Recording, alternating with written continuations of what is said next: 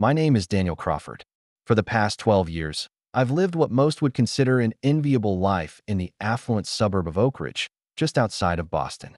I'm a financial advisor at a prestigious firm downtown, where I've built a reputation for being meticulous, strategic, and patient, qualities that have served me well both professionally and, as it turns out, in more personal matters that I wasn't always destined for success.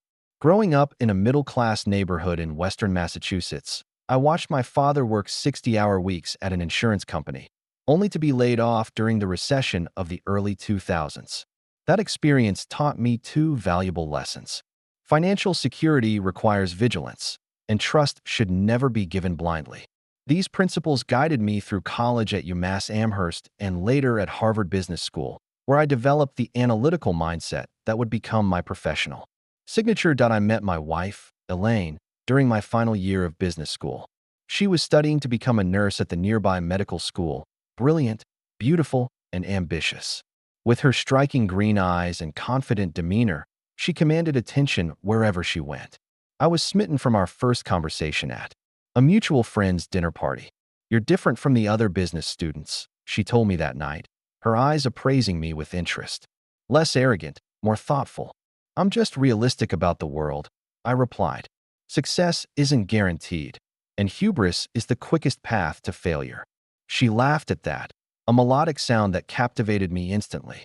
A pragmatic romantic. How refreshing. Our courtship was swift but not impulsive.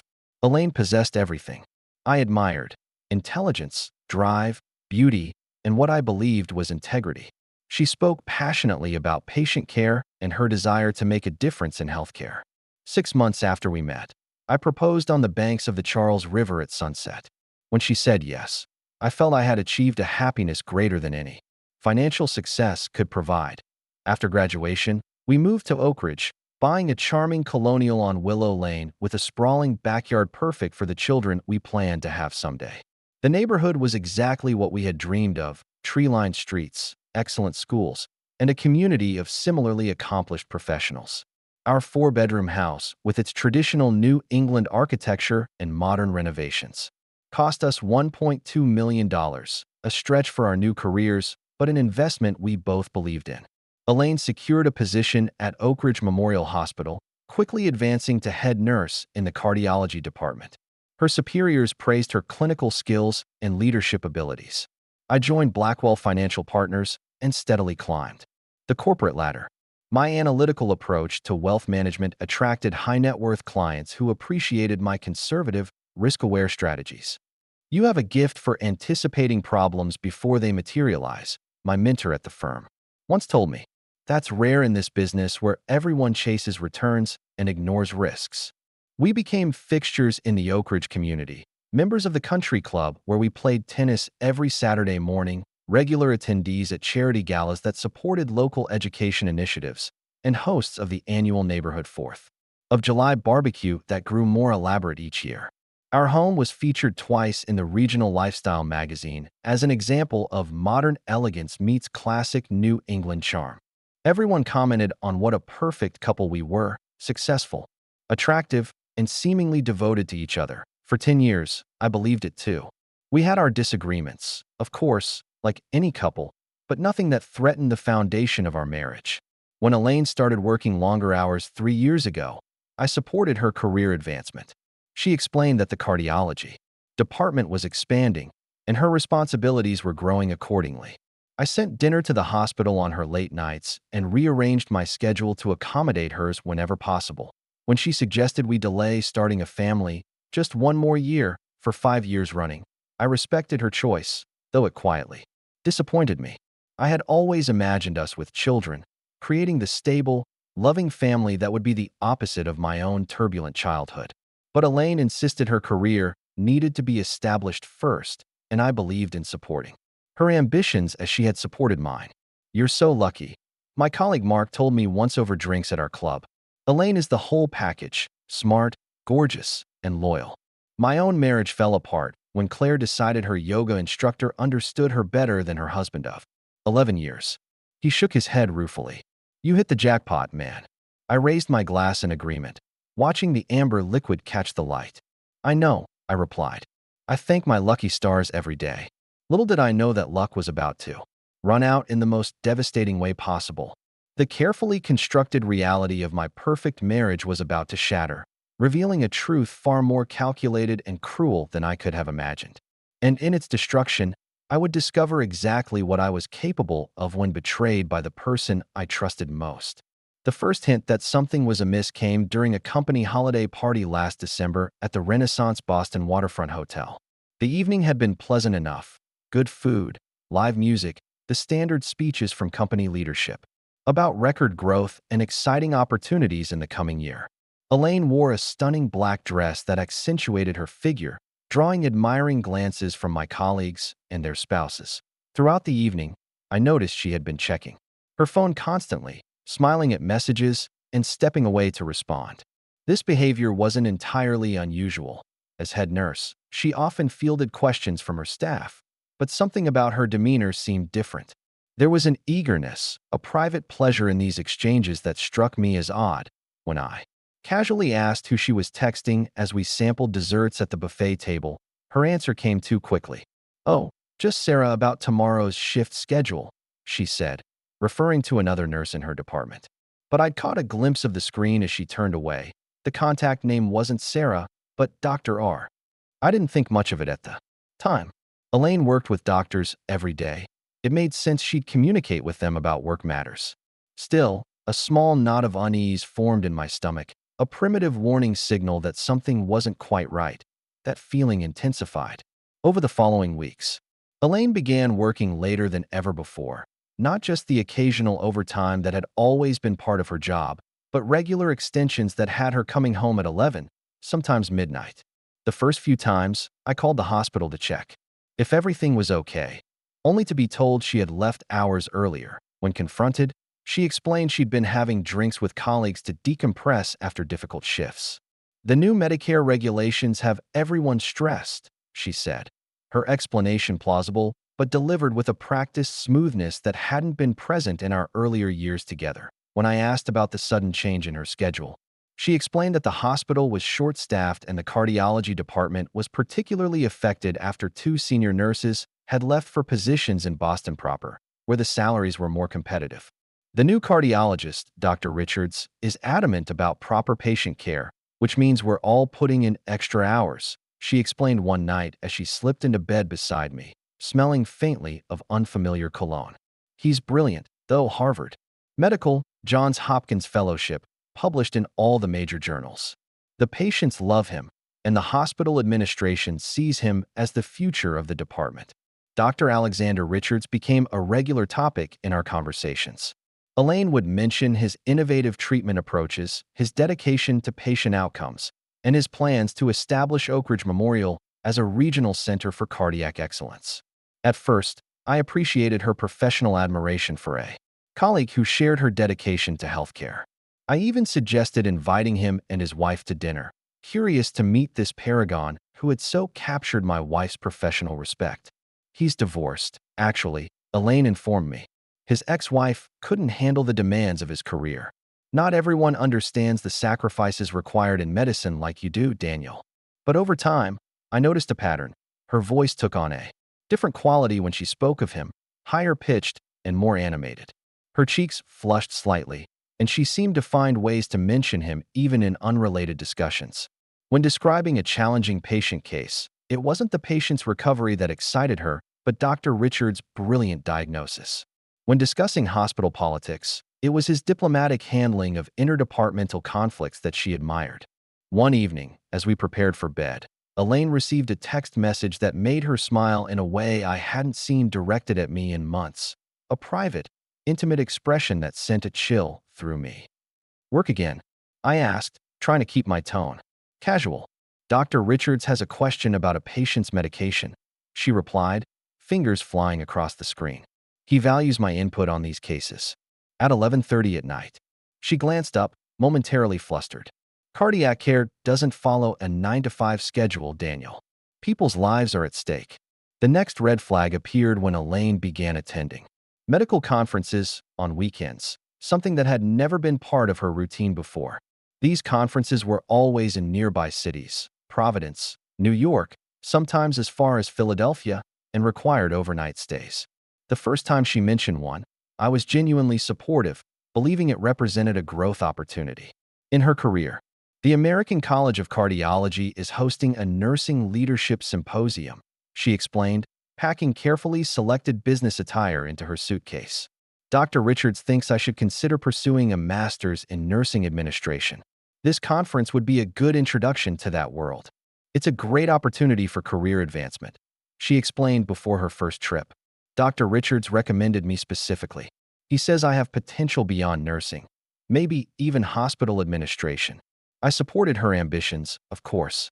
I even helped her pack for the first few trips, suggesting professional outfits that would make the right impression. But when I noticed her lingerie selections becoming increasingly elaborate for professional conferences, delicate lace pieces in vibrant colors that I had never seen her wear, a knot formed in my stomach that wouldn't go away. These conferences sound intensive, I remarked one evening as she prepared for a weekend in New York. You must be learning a lot. Oh, they're transformative, she agreed enthusiastically. Alex, Dr. Richards, says my contributions to the discussion panels have been impressive. Hospital administrators from across the Northeast have taken notice. Alex, not Dr. Richards. The casual use of his first name hung in the air between us. A small but telling shift in their professional relationship. I began to pay closer attention to our finances, something that, as a financial advisor, I should have been doing all along. Our joint credit card showed charges at high-end restaurants in Boston on nights when Elaine was supposedly working late.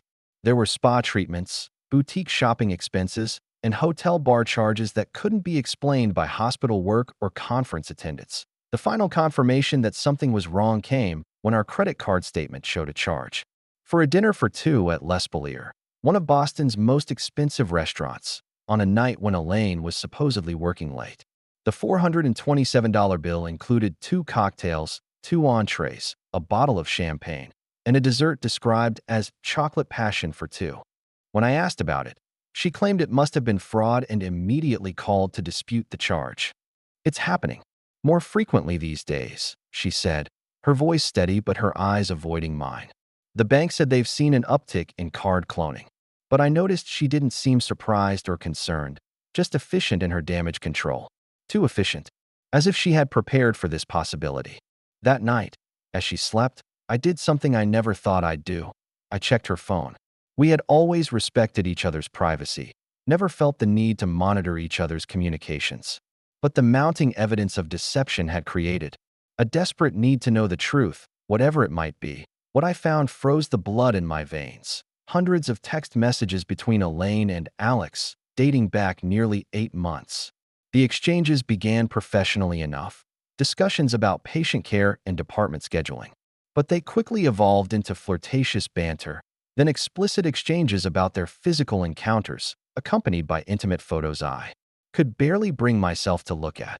There were detailed accounts of their meetings at the Mandarin Oriental Hotel in Boston, weekend rendezvous disguised as medical conferences, and plans for future assignations.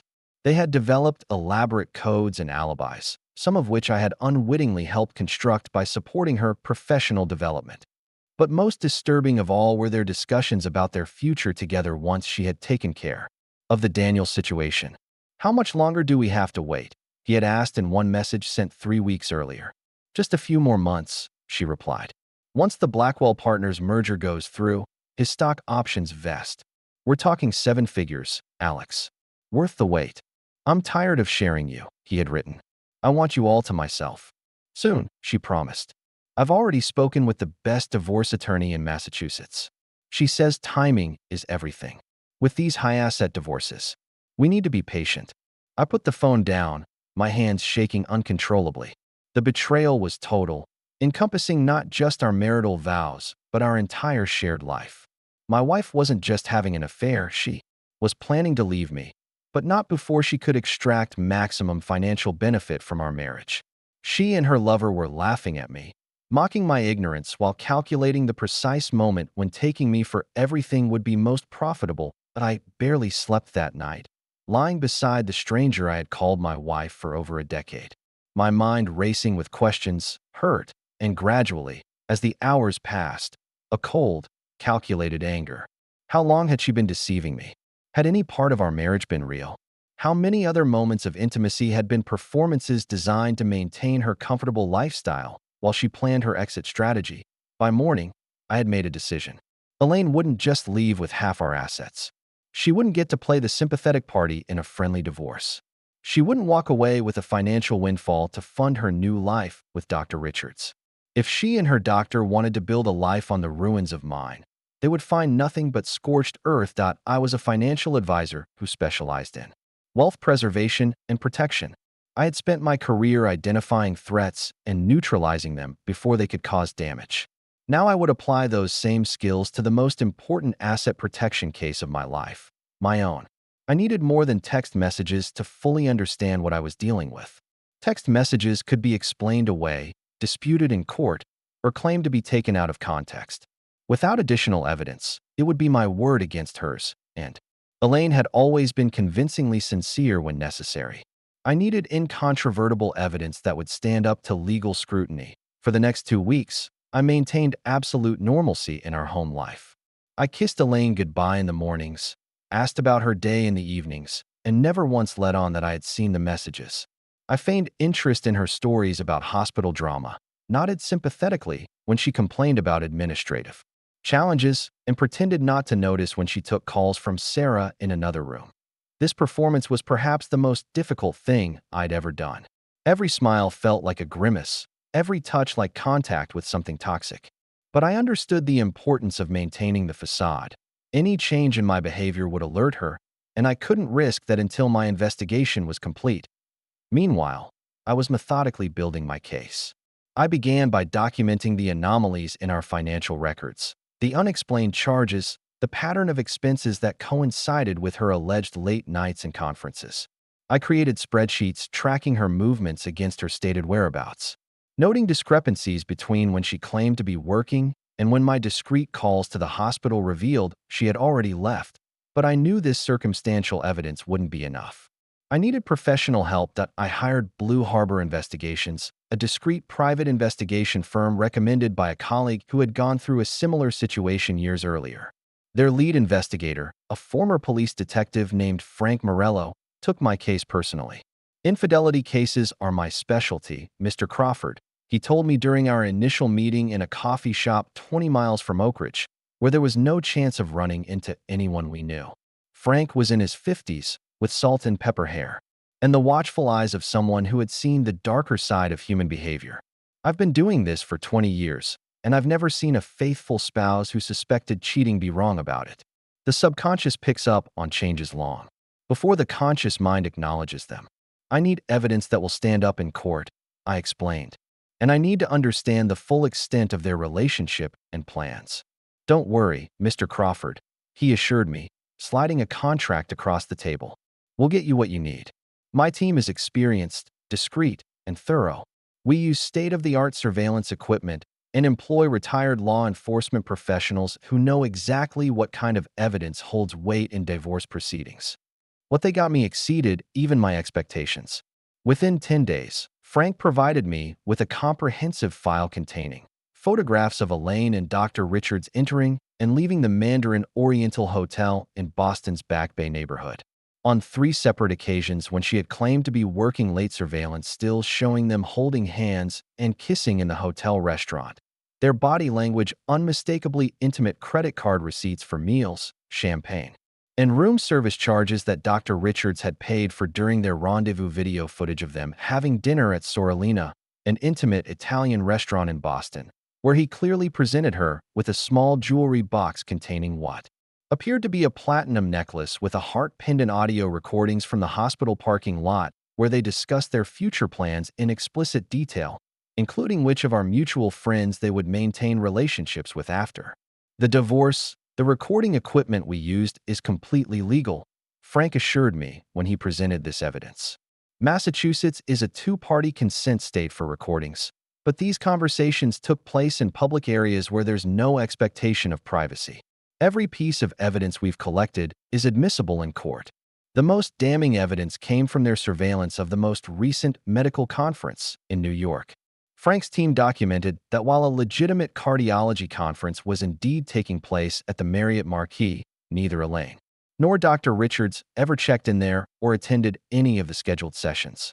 Instead, they spent the weekend at the plaza, charging the $1,200 per night suite to Richards' personal credit card. Frank's team had obtained photographs of them dining at exclusive restaurants, shopping at Tiffany's where Richards purchased a bracelet that cost more than my monthly mortgage payment, and attending a Broadway show where they were captured on video holding hands and sharing intimate kisses when they thought no one was watching. There's more, Frank told me gravely during our follow-up meeting at the same discreet coffee shop. We looked into Dr. Richards' background as you requested. I opened the second file and examined the contents carefully, my financial advisors. Instinct for detecting patterns immediately engaged. Dr. Alexander Richards, 42, had been married and divorced twice before. His first marriage to his medical school sweetheart lasted 3 years and ended when he began an affair with a pharmaceutical representative who visited his residency program. His second marriage to a hospital administrator lasted 5 years and ended when he became involved with a nurse under his supervision at his previous hospital in Philadelphia. Both divorces involved affairs with medical staff under his supervision. Both followed the same pattern: initial professional admiration that evolved into personal entanglement, secret relationships conducted under the guise of work commitments, and eventual abandonment of his wives when he tired of them or found a new object of interest. More concerning, his financial situation was far less stable than his prestigious position might suggest. He had significant debt from a failed investment in a medical technology startup that went bankrupt after FDA approval was denied for their flagship product. He carried outstanding student loans despite his age and senior position, having refinanced them multiple times. Most recently, he had been sued by his second ex-wife for falling behind on alimony payments, a situation resolved only when he accepted the position at Oak Ridge Memorial with its higher salary and signing bonus. Your wife's assets would be very attractive to someone in his financial position, Frank observed, his expression grim. Based on our investigation, Dr. Richards maintains an expensive lifestyle: the Porsche, the luxury condo in Boston, the designer wardrobe. But his financial foundation is shaky at best. And she has no idea, I said, more to myself than to Frank, pieces falling into place. Elaine believed she was preparing to start a new life with a successful, wealthy doctor, but in reality, she was being manipulated by a man whose pattern of behavior suggested he would eventually discard her as he had his previous wives. Most predators don't show their true nature until they've secured their prey, he replied, closing the file folder. Based on their conversations we've recorded, he's convinced her that they'll live a luxurious life together once she leaves you with a substantial settlement. She appears to believe that her portion of your assets, combined with his income, will provide the lifestyle she's become accustomed to. I felt a momentary pang of sympathy for Elaine, manipulated by a practiced predator who had identified her vulnerabilities and exploited them. But that sympathy quickly evaporated when I remembered her cold calculation in timing her departure to maximize her financial gain at my expense. The final piece of evidence arrived 3 days later when Frank called me urgently to meet at our usual coffee shop. His expression was more serious than I had ever seen it. They've escalated their timeline, he said, sliding a manila envelope across the table. Your wife met with Patricia Collins yesterday afternoon. I felt my stomach drop. Patricia Collins was the most aggressive divorce attorney in the state, known for her ruthless tactics and her specialty in high-net-worth divorces. She had a reputation for extracting maximum settlements through aggressive discovery proceedings and publicity threats, often leveraging the wealthy spouse's desire for privacy to secure favorable terms for her clients. The merger announcement is coming next week, I said, the pieces falling into place. Blackwell Financial Partners was being acquired by Meridian Capital, a larger firm with international reach. As a senior partner, my stock options would vest immediately, representing a substantial windfall of approximately $2.4 million. She's preparing to file immediately after my stock options vest. Frank nodded grimly. She paid the consultation fee in cash, but our investigator was posing as a client in the waiting room and heard them discussing asset division strategies. Ms. Collins specifically mentioned stock options and advised your Wife to delay filing until after the corporate event was complete. I opened the envelope to find photographs of Elaine entering and leaving Colin's office building, time-stamped images that confirmed what Frank was telling me. There was also a transcript of a phone conversation Elaine had with Dr. Richards. Immediately afterward, discussing the legal strategy Collins had outlined. Patricia says we need to file the papers within 24 hours of the merger announcement, Elaine had said. She's preparing everything now so we can move immediately. She says the temporary restraining order on assets is key. Once that's in place, he can't touch anything without court approval. Perfect, Richards had replied. And she's confident about the asset split. She says Massachusetts judges typically award 50-50 in long-term marriages, especially when the spouse has supported the other's career advancement. We should get at least half of everything, including the full house value since his name is the only one on his brokerage accounts. The stock options alone will be over $1 million for my share. As I drove home that evening, a strange calm settled over me. The shock and pain had transformed into something colder, more focused. Elaine and her lover had spent months meticulously planning my financial and emotional destruction. They had mapped out a strategy to maximize what she could extract from our marriage while they carried on behind my back. They thought themselves clever strategists, but they had forgotten, or perhaps never truly understood, what I did for a living. As a financial advisor specializing in wealth preservation, I spent my days anticipating threats, analyzing risks, and developing counter-strategies. It was time to show them what a truly methodical mind was capable of when properly motivated. I would not be ambushed by their scheme. Instead, I would craft a response so precisely calibrated that they would never recover from it. As I pulled into our driveway, seeing the home we had built together now revealed as nothing more than an asset Elaine planned to claim, I made a promise to myself. This calculated betrayal would receive an equally calculated response. That weekend, Elaine informed me she had another conference in Providence. It's focused on cardiac rehabilitation protocols, she explained as she packed her overnight bag, the same bag that had accompanied her to numerous assignations with her lover. Dr. Richards thinks it could be valuable for our department's expansion plans. I kissed her goodbye, helped carry her overnight bag to the car, and wished her a productive weekend. I even suggested a nice restaurant near the conference center that I had visited during a business trip, maintaining the role of supportive husband with an Oscar-worthy performance. As soon as her car disappeared around the corner, I went to work implementing a plan I had been developing for days. That my strategy required precision, discretion, and perfect timing. Unlike Elaine and Dr. Richards, who had left a trail of evidence in their wake, my counterattack would be virtually untraceable, a series of seemingly unconnected actions that would only reveal their collective impact when it was too late for them to respond. My first call was to my longtime attorney, Michael Stevenson. Unlike Patricia Collins, Michael wasn't known for scorched-earth tactics in divorce proceedings. He was known for meticulous preparation and airtight cases that rarely even made it to court because the opposition knew they couldn't win. His office was in a converted Victorian in Cambridge, far from the glass and steel high-rises where Collins and other flashy divorce attorneys operated. "This is comprehensive," Michael said after reviewing the evidence I had gathered. His office was lined with law books and framed diplomas from Yale and Boston University. Unlike many attorneys who projected aggression and confidence, Michael was quiet, methodical, and devastatingly effective. Most clients come to me with suspicions. "You've brought me a complete case. What are my options?" I asked, watching his face carefully as he examined the photographs and transcripts. "Well, Massachusetts is a no-fault divorce state, but infidelity can still impact asset division, especially if we can prove financial malfeasance or conspiracy to deprive you of marital assets," he explained, removing his reading glasses and leaning back in his chair. "These discussions about waiting for your stock options, that's gold. But we need to be strategic about timing."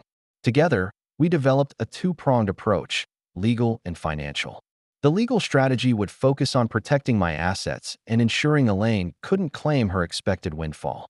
The financial strategy would involve restructuring certain assets to insulate them from divorce proceedings, not hiding them, which would be illegal, but organizing them in ways that would maximize what I could legitimately retain. "I need to move quickly on the financial front," I told Michael. She's planning to file right after the merger announcement. Michael nodded. I'll prepare everything. We'll file first, with a temporary restraining order on all marital assets. That will freeze everything before she can make a move. Judge Winters is on the rotation next week. She has a particular distaste for financial manipulation in divorce cases. We'll request her specifically if possible, but I knew legal measures alone wouldn't be sufficient. Elaine and Dr. Richards had not only planned to take my money, they had constructed elaborate lies that, if accepted, would cast me as the villain in our divorce. They would portray her as the dedicated nurse whose workaholic husband had emotionally abandoned her, driving her into the arms of a caring doctor who recognized her worth. They would paint themselves as victims of circumstance rather than calculated conspirators. I needed to address the social and professional dimensions of their betrayal as well. My next stop was my firm's compliance officer, Regina Wilkins. This was perhaps the most delicate part of my plan. Regina was a former SEC attorney with a reputation for maintaining absolute ethical standards in an industry often tempted by gray areas. Her office was a model of precision, with every document perfectly aligned on her spotless desk. Regina, I need to speak with you confidentially about a personal matter that may have professional implications. I began after she closed her office.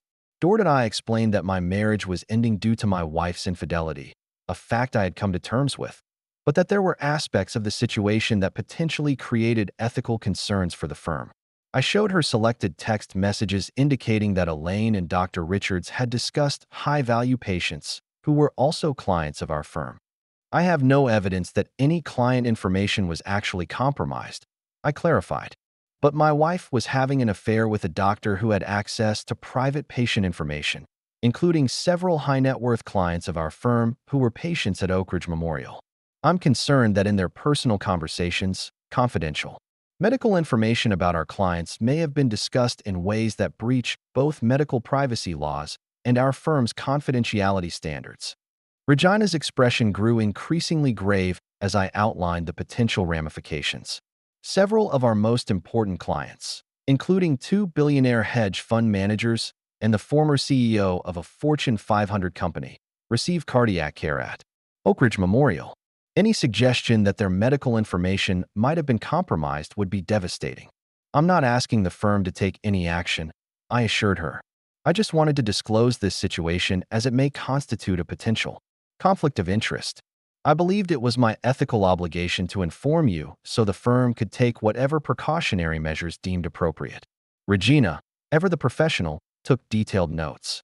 Thank you for bringing this to my attention, Daniel. The firm takes client confidentiality extremely seriously. I'll need to discuss this with the managing partners. I knew exactly what would happen next. Regina would be obligated to report this to the managing partners, who would in turn contact the hospital administration out of an abundance of caution. An internal investigation would inevitably follow, focusing on Dr. Richards' access to patient records and his professional relationship with Elaine. No direct accusations would be made, but the scrutiny alone would create significant pressure. For the financial aspect of my plan, I consulted with my personal financial advisor. Yes, even financial advisors need objective advice about their own money to legally restructure my assets. We couldn't hide anything. That would be illegal and ultimately counterproductive, but we could ensure that the stock options Elaine was salivating over would be protected to the maximum extent allowed by law. The timing of the equity grants is crucial, explained Martina Chun, my advisor at a competing firm. Since these options were granted to you as performance compensation before the marriage, we can make a strong case that a significant portion represents separate rather than marital property. Massachusetts law isn't as favorable as some states in this regard, but there's precedent for this approach. We spent hours reviewing the details of my compensation structure, identifying which assets could be legitimately classified as separate property and which would inevitably be considered marital assets subject to division. The goal wasn't to deprive Elaine of everything. That would trigger judicial intervention, but to ensure that her financial gain would be substantially less than the windfall she anticipated. The final piece was social. Elaine and I were fixtures in the Oak Ridge community, with extensive social connections through the country club, charity boards, and neighborhood associations. Dr. Richards, as a new arrival to town, had been working to establish himself in these same circles, often appearing as Elaine's colleague at events when I was unfortunately detained by work. I needed to control the narrative before Elaine could paint herself as the victim of a failing marriage who had found solace with a caring doctor. This required the most delicate touch of all: no direct accusations, no public scenes, just carefully placed information that would lead the right people to draw their own conclusions. My opportunity would come at the annual Oak Ridge Hospital Benefit Gala, scheduled for the Thursday before the merger announcement.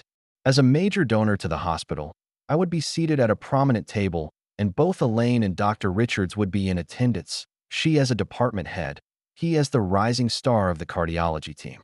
It would be the perfect setting to begin. The social phase of my counteroffensive. My preparations took 2 weeks, during which I continued to be the perfect husband. I surprised Elaine with flowers, just because, suggested date nights at her favorite restaurants, and even proposed a second honeymoon once things settled down at work after the merger. Maybe the Amalfi Coast, I suggested one evening as we sat on our patio, glasses of wine in hand. You've always wanted to see Positano. She accepted my attentions with what I now recognized as practiced deception, occasionally texting Dr. Richards, right in front of me, secure in the knowledge that I trusted her implicitly. Everything okay at the hospital? I would ask innocently when I noticed her smiling at her phone. Just Sarah again. She would reply with a smile that never reached her eyes. Always a crisis to manage. The pieces were in place. The merger announcement was scheduled for Monday. Elaine had already booked another conference for the following weekend, undoubtedly to celebrate with Dr. Richards and finalize their plans for her divorce filing. But Thursday night would change everything. While they believed they were still operating in secret, meticulously planning my financial and emotional destruction, I was about to unleash a multifaceted response that would dismantle their schemes and leave them with nothing but the consequences of their betrayal. I adjusted my tuxedo on Thursday evening, preparing for the gala that would mark the beginning of the end for their plans. I felt a sense of cold satisfaction. They had underestimated me, forgotten that my professional expertise lay in identifying threats and neutralizing them before they could cause damage. That mistake would cost them everything. The annual Oak Ridge Hospital Benefit Gala couldn't have been scheduled more perfectly for my purposes. Held every spring at the Grand Oak Ridge Hotel, it was the social event of the season, attended by the hospital board, major donors, medical staff, and the town's elite. The evening combined fundraising with networking, giving donors the opportunity to mingle with the medical professionals their contributions supported while enjoying gourmet food, live music, and the satisfaction of charitable giving. Tickets cost $500 per person, with tables for 10 going for $5,000, ensuring that only Oak Ridge's most affluent and influential residents were in attendance. Elaine had been on the planning committee for years, helping to coordinate everything, from the menu to the silent auction items. Dr. Richards, as the hospital's star cardiologist, was scheduled to give a short speech. The ballroom of the Grand Oak Ridge Hotel was transformed for the evening. Crystal chandeliers cast a warm glow over tables adorned with elaborate floral centerpieces, while a string quartet played softly in the background. The hospital had spared no expense, knowing that the generosity of donors increased in proportion to the elegance of the surroundings. That I arrived alone, having told Elaine I would meet her there after a late client meeting.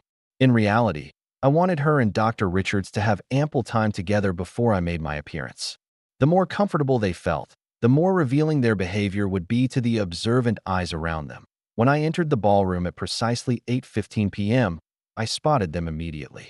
Elaine looked stunning in a midnight blue gown that I had never seen before, presumably a recent purchase for her lover's appreciation. Dr. Richards stood beside her in a perfectly tailored tuxedo, maintaining a professionally appropriate distance. In public, while his eyes followed her every movement with undisguised desire, I took a moment to observe them from the entrance, noting how they gravitated toward each other in a room full of people, how their hands would briefly touch when passing a drink or appetizer, how they shared private smiles at inside jokes no one else understood. To the casual observer, they might appear to be friendly colleagues, but to anyone paying attention, and I had ensured several key people would be paying very close attention tonight, The intimate nature of their relationship was unmistakable. Dr. Richards noticed me first, his expression flickering briefly with something that might have been guilt before he composed himself. He leaned toward Elaine, who turned to see me approaching with a practiced smile that I now recognized as completely artificial. "Daniel, you made it," she said, air-kissing my cheek while maintaining a careful distance. "I was just telling Alex about your firm's community investment initiative. The hospital could be a perfect recipient for the program." "Dr. Richards," I said, extending my hand. "It's good to finally meet you. Elaine speaks very highly of your work." His handshake was firm, his smile confident. "Please, call me Alex. And likewise, Elaine tells me you're something of a financial wizard." He maintained steady eye contact, revealing nothing of the man who had spent months planning to dismantle my life. "I understand congratulations are in order for the upcoming merger." "Thank you," I replied with a warmth I didn't feel. "It's been a long road, but the results should be worth the journey." "Speaking of results, I hear your department's outcomes have improved dramatically under your leadership." "We're making strides," he said modestly, though his expression conveyed unmistakable pride. "The administration has been supportive of my proposals for expansion. I've contributed to some of those proposals," Elaine added quickly, her need to be acknowledged by her lover transparent to me now. "The nursing protocols have been completely restructured." Elaine's insights have been invaluable, Dr. Richards agreed, his gaze lingering on her a moment too long. Our conversation was interrupted by the hospital's chief of medicine, Dr. Margaret Lawson, a formidable woman in her 60s who had built Oak Ridge Memorial's reputation through sheer force of will during her 20-year tenure. "Daniel, I'm so glad you're here," she said, clasping my hand warmly. "I want to personally thank you for your generous contribution to our new pediatric wing. The Crawford Children's Center will change countless lives." I noticed both Elaine and Dr. Richards stiffened slightly at this revelation. I had made the $500,000 donation 3 days earlier, specifying that it be announced at tonight's gala. Neither of them had known about it, or the fact that I had requested the pediatric wing be named after my family rather than jointly with Elaine. "It's my pleasure, Margaret," I replied. "Children's health care has always been a personal priority of mine." A subtle reminder of the family Elaine had repeatedly delayed starting. "We should catch up properly," Dr. Lawson continued. "I've been meaning to discuss the hospital's endowment management with you. Our current advisors haven't been as proactive as we'd like." She glanced briefly at Elaine and Dr. Richards. "Would you mind joining me at the board's table for dinner? I know you're assigned elsewhere, but I've taken the liberty of having your place setting moved." "I'd be honored," I said, noticing Elaine's barely concealed annoyance. She and Dr. Richards had undoubtedly planned to spend the evening together at the cardiology department table, maintaining their professional facade while enjoying their secret intimacy. "Wonderful.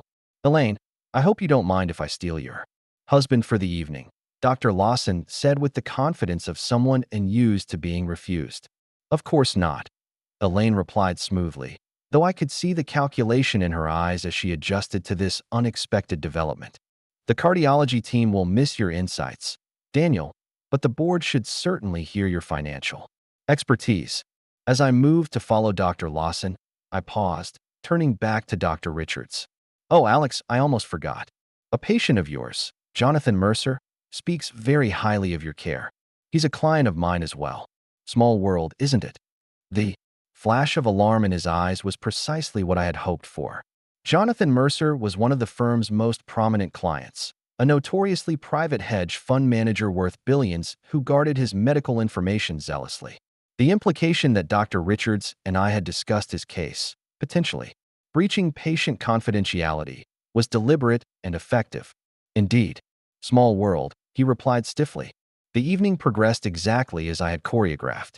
Seated at the board's table, I was positioned as a valued benefactor and potential financial advisor to the hospital's substantial endowment. Throughout dinner, I made a point of engaging deeply with each board member, discussing everything from healthcare policy to investment strategies for nonprofit organizations. By dessert, I had secured lunch appointments with 3 board members and promised to send a comprehensive proposal for endowment management to Dr. Lawson by the following week. From my vantage point, I could observe Elaine and Dr. Richards at the cardiology department table. Their attempts to maintain professional distance were undermined by their obvious connection. The way they leaned toward each other when speaking, their synchronized laughter, the lingering glances when they thought no one was watching. What they didn't realize was that several people were indeed watching, including Regina Wilkins from my firm, who I had sponsored as a donor for the event, and who was now seated at a table with several hospital administrators. The pivotal moment came during Dr. Richard's speech about the cardiology department's achievements and future goals. He spoke eloquently about innovation in patient care, the department's improved outcomes, and his vision for establishing Oak Ridge Memorial as a regional cardiac center of excellence. He was charismatic and articulate, his passion for medicine evident in every word.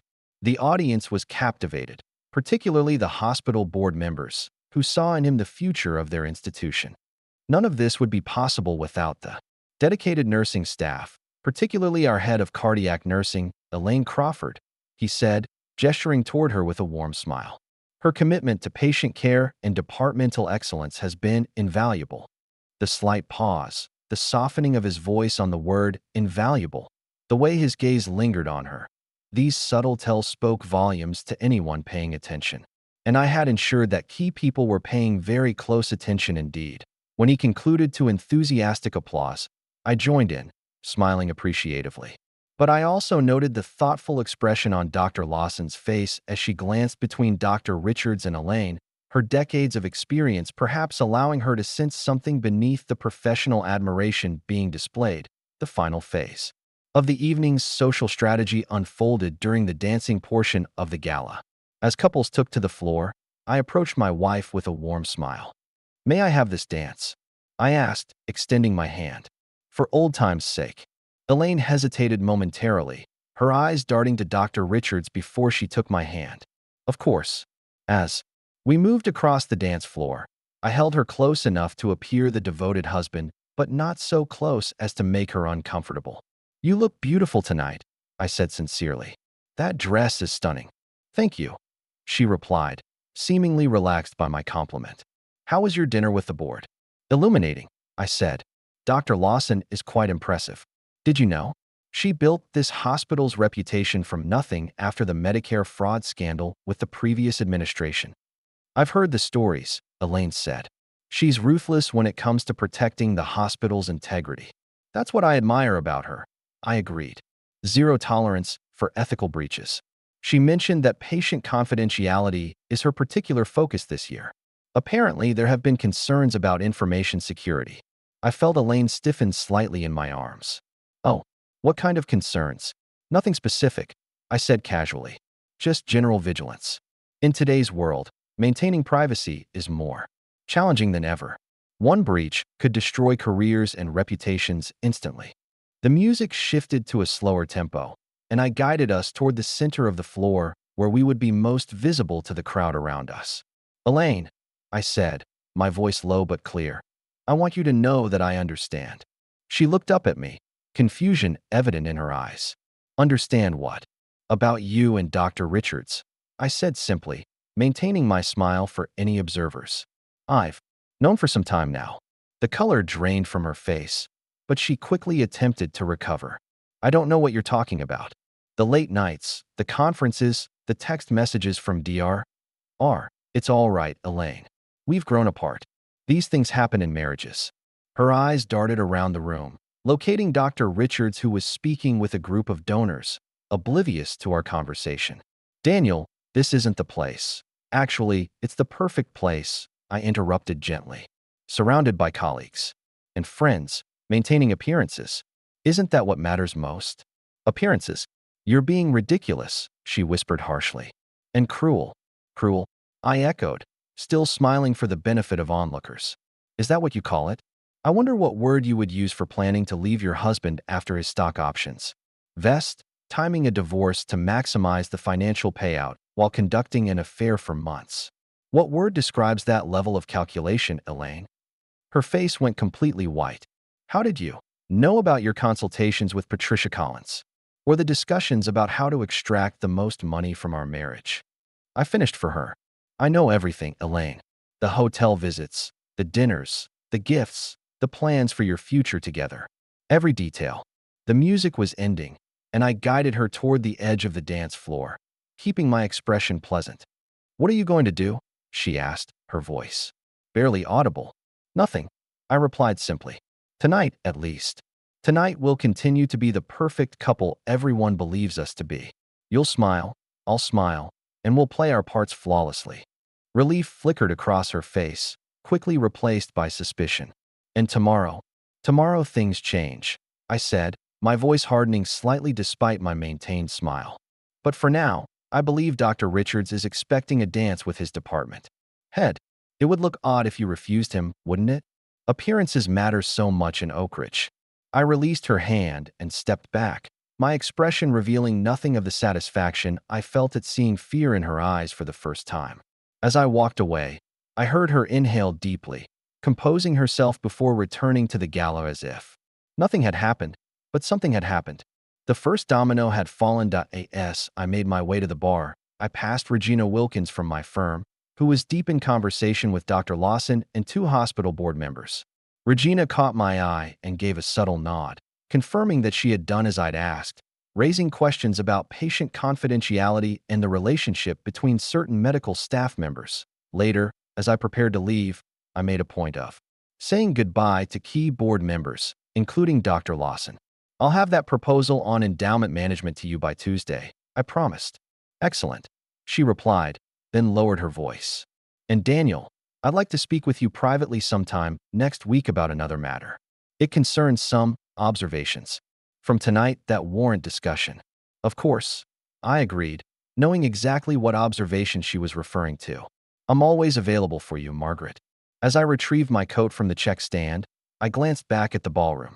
Elaine and Dr. Richards stood on opposite sides of the room, maintaining a careful distance from each other, their earlier ease completely evaporated. Both looked tense, worried, as if suddenly aware that their secret wasn't as secure as they had believed. That I stepped into the cool spring night, satisfied with the evening's outcome. The social phase of my plan had been executed perfectly. Seeds of doubt had been planted in the minds of the hospital leadership. Questions about professional ethics and patient confidentiality had been raised. Elaine and Dr. Richards now knew that I was aware of their betrayal, but they had no idea what actions I planned to take or when. The uncertainty would gnaw at them, distract them, perhaps even drive a wedge between them as they argued about how to proceed. Meanwhile, I would move forward with the legal and financial aspects of my strategy, continuing to outmaneuver them at every turn. By the time they understood the full extent of my response to their betrayal, it would be far too late for them to counter it. The merger announcement came on Monday morning as scheduled. Blackwell Financial Partners would officially become part of Meridian Capital, creating one of the largest wealth management firms on the East Coast. My stock options vested immediately, representing a value of $2.4 million. The windfall Elaine and Dr. Richards had been waiting for. They didn't have to wait long for my next move at 9:15 a.m. While the champagne was still flowing in our office to celebrate the merger, Michael Stevenson filed my divorce petition with the Suffolk County Family Court. The timing was deliberate, 15 minutes after the market opened, ensuring that the vested stock options were officially part of my asset portfolio before the legal proceedings began. However, the petition contained several elements that Elaine and her paramour couldn't have anticipated. First, it included a detailed forensic accounting of our marital finances, identifying numerous expenditures that constituted marital waste, the legal term for spending marital funds on an extramarital affair. Every dinner, hotel stay, and gift documented by Frank Morello's investigation was listed with corresponding dates, amounts, and photographic evidence. Second, it contained a motion for a temporary restraining order on all marital assets, preventing Elaine from accessing our joint accounts or transferring any property until the divorce was finalized.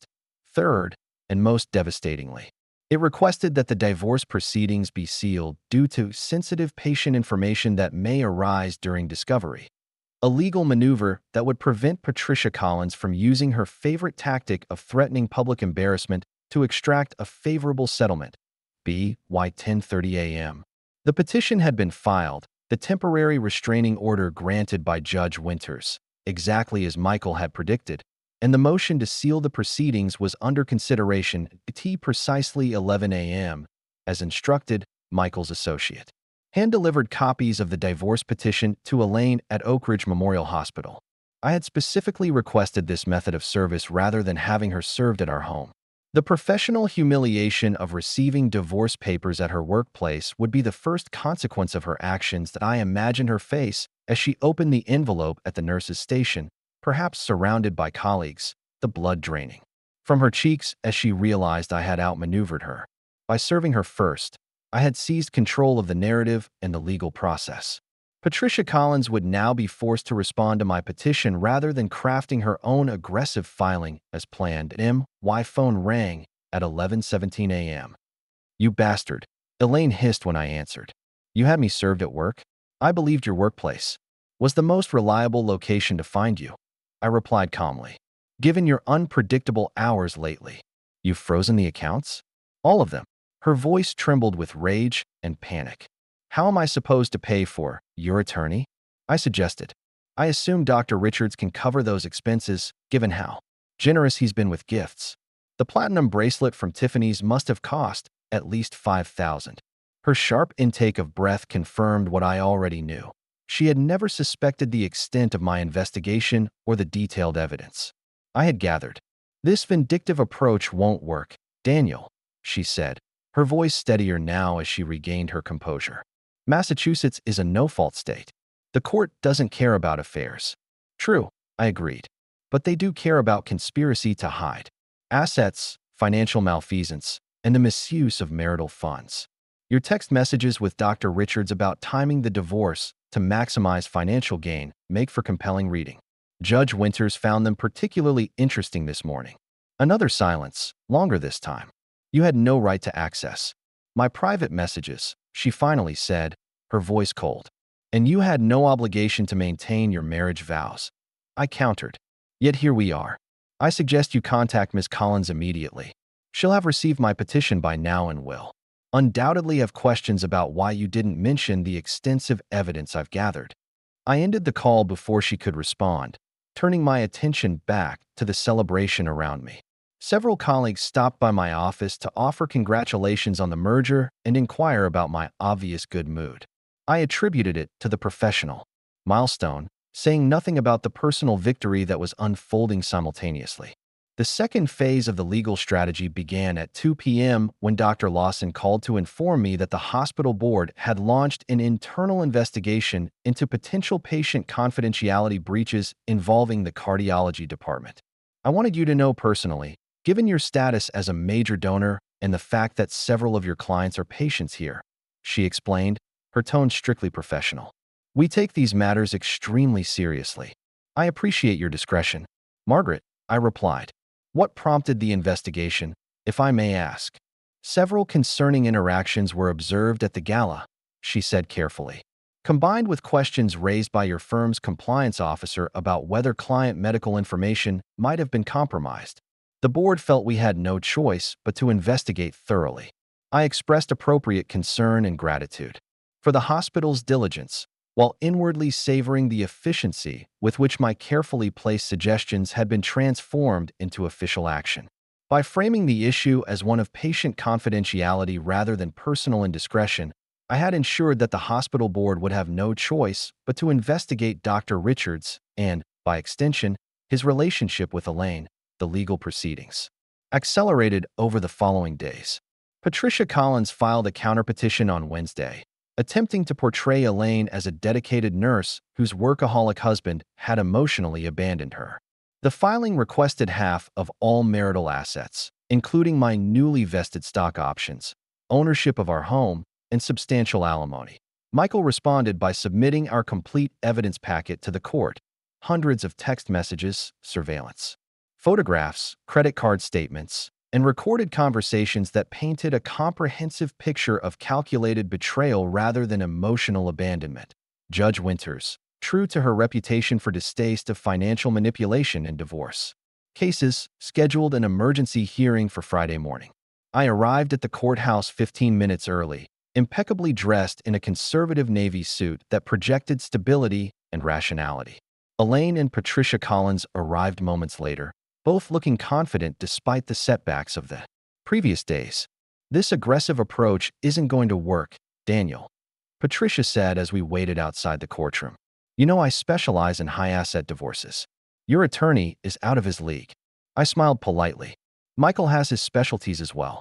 I suggest you review the evidence packet more carefully before we proceed. The hearing itself was brief, but devastating for Elaine's case.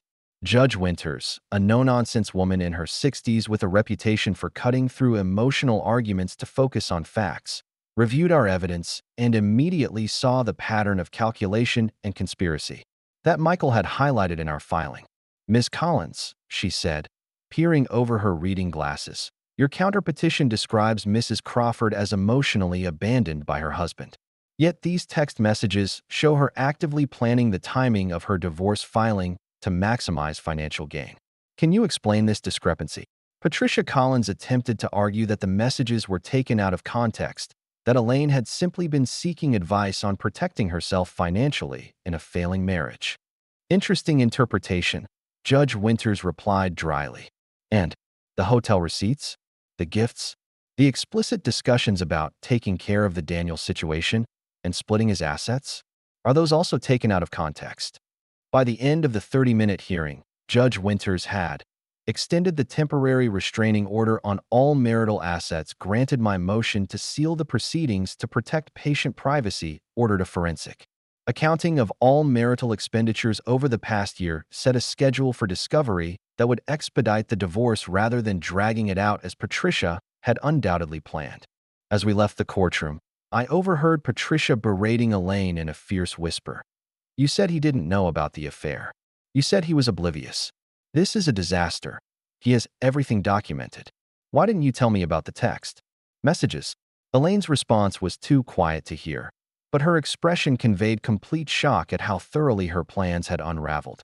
The woman who had spent months calculating my financial destruction now faced the prospect of a divorce where her own calculated betrayal would significantly reduce her settlement. The final legal blow came the following Monday when Dr. Richards was placed on administrative leave pending the outcome of the hospital's investigation into potential patient confidentiality breaches.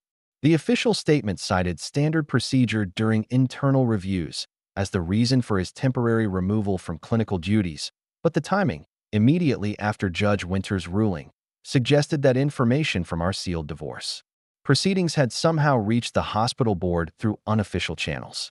With Dr. Richards suspended and the divorce proceedings moving rapidly toward a conclusion unfavorable to Elaine, the alliance between the conspirators began to fracture.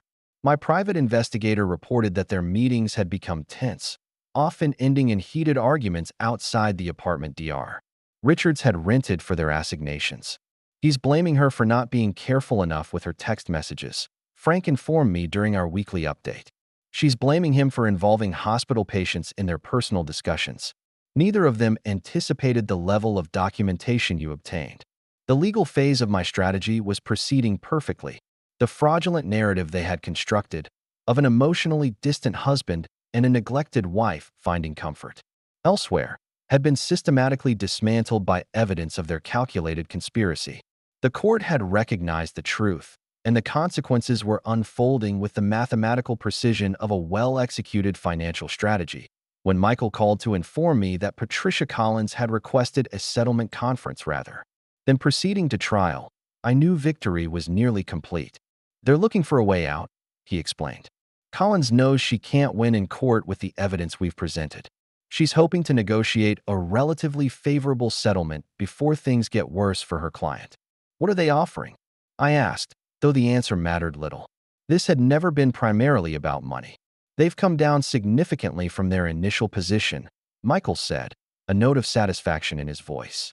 They're no longer asking for the house or the stock options.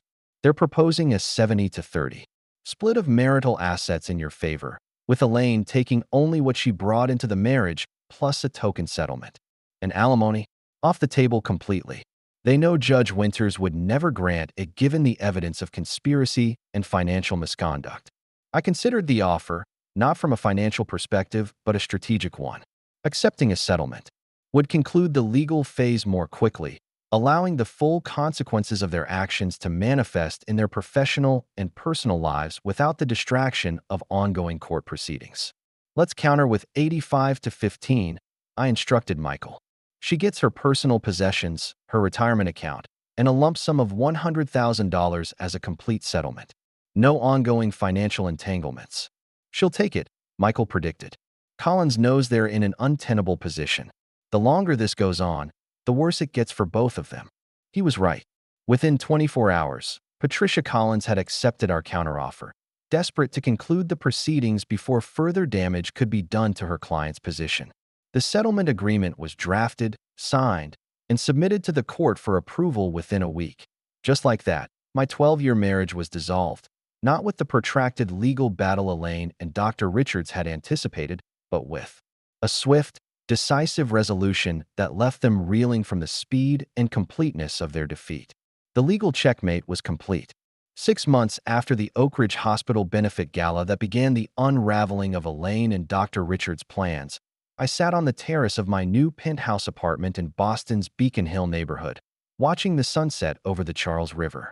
The view was spectacular, historic brownstones in the foreground giving way to the gleaming towers of the financial district where I now headed a newly created division at Meridian Capital. The aftermath of my calculated response had been comprehensive. And, for the conspirators, devastating. Elaine had moved out of our Oak Ridge home the day after the settlement was finalized, taking only her personal possessions and leaving behind the life we had built together.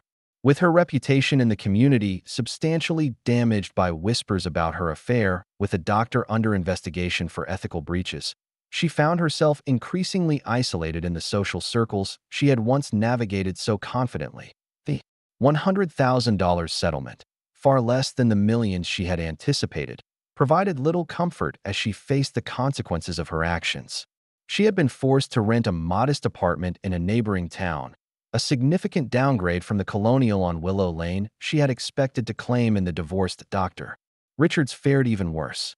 The hospital's investigation into potential patient confidentiality breaches expanded to include questions about his professional judgment in becoming romantically involved with a nurse under his supervision. While the investigation found insufficient evidence of actual privacy violations, it did uncover a pattern of similar relationships at his previous hospitals, each followed by bitter divorces and allegations of misconduct. The hospital board, led by Dr. Lawson, concluded that his continued presence would create irreconcilable complications within the department.